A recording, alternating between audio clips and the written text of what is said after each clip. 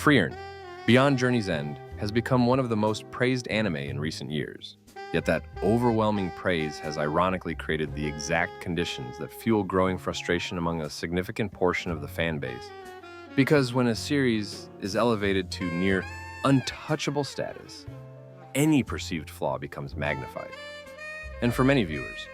Frieren's storytelling choices feel less like bold, artistic restraint and more like emotional distance, masquerading as depth. One of the most common frustrations voiced online is the anime's pacing, which defenders describe as meditative, and critics describe as painfully stagnant, arguing that entire episodes pass with minimal narrative progression, conflict escalation, or character transformation, leaving some viewers feeling like they are being asked to admire atmosphere rather than engage with story,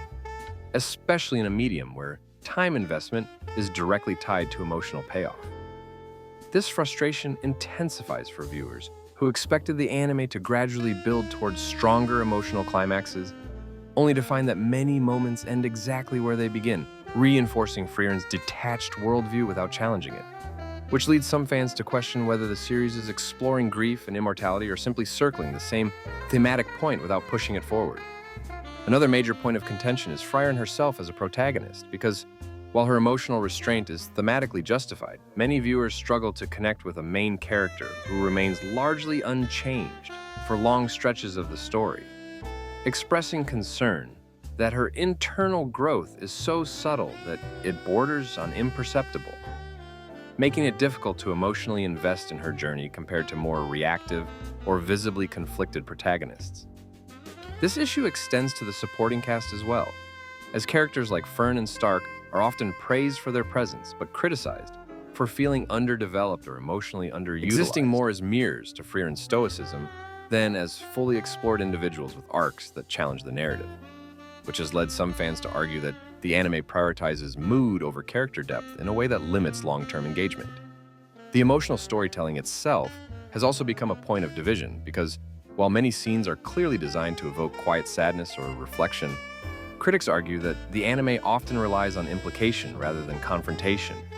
avoiding raw emotional release in favor of subtlety, which can leave some viewers feeling emotionally starved rather than moved, especially when pivotal moments are resolved through silence instead of dialogue or action. This has sparked debates online about whether Frieren is genuinely profound or simply emotionally minimalist, with detractors suggesting that the series occasionally mistakes restraint for complexity, asking the audience to project depth rather than earning it through character-driven conflict. Another frustration frequently mentioned is the anime's approach to world building, which, while visually stunning and conceptually rich, is often introduced in fragments that feel disconnected from the character's immediate emotional stakes, creating a sense that the world exists as a backdrop rather than an active force shaping the narrative, particularly for viewers who crave stronger cause and effect storytelling. Even the anime's highly praised animation and music have become part of the discourse, as some fans feel that the exceptional production quality softens criticism and shields the series from scrutiny, creating an environment where dissenting opinions are dismissed as impatience or lack of maturity rather than legitimate critique, which in turn fuels resentment among viewers who feel alienated by the fandom's near universal praise.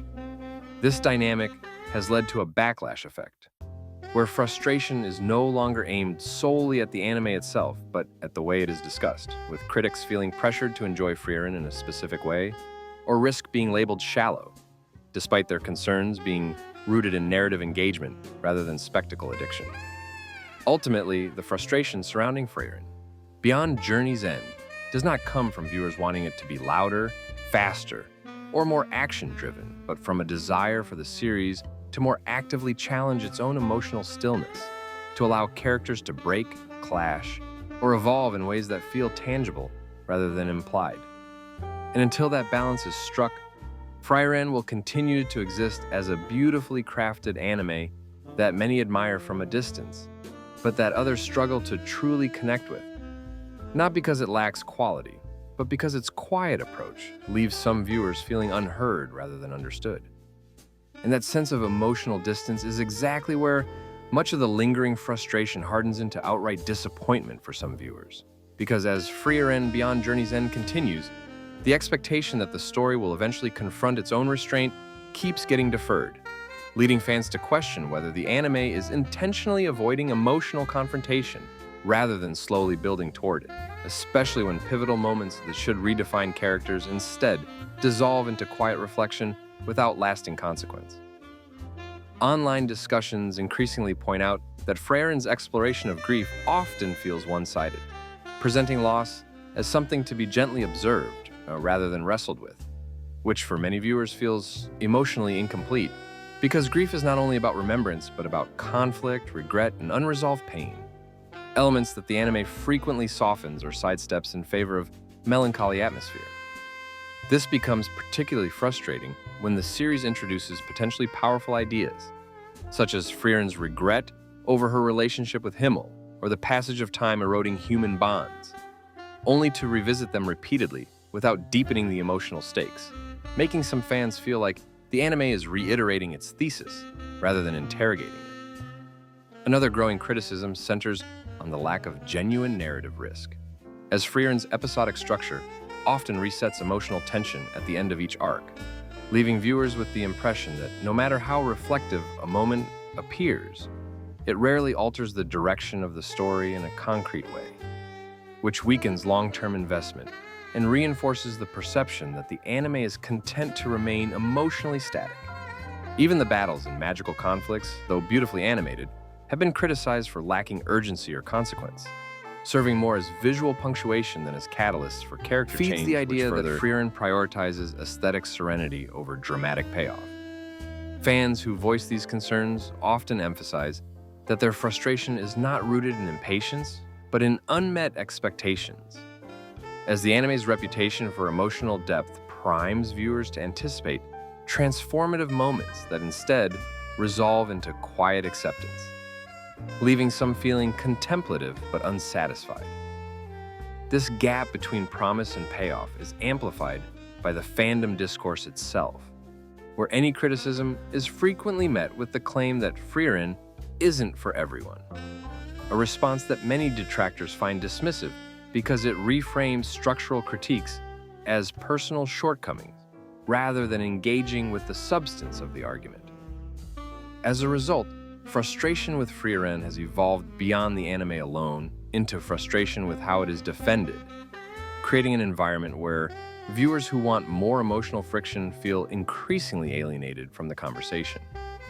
What ultimately keeps this debate alive is the belief that Frieren could push further without betraying its identity, that it could allow moments of silence to erupt into conflict, allow restraint to crack under pressure, and allow characters to visibly change in ways that match the weight of the themes it explores. And until the anime commits to that evolution, Frieren, Beyond Journey's End will remain a series that many admire intellectually but struggle to love emotionally, not because it lacks beauty or intent,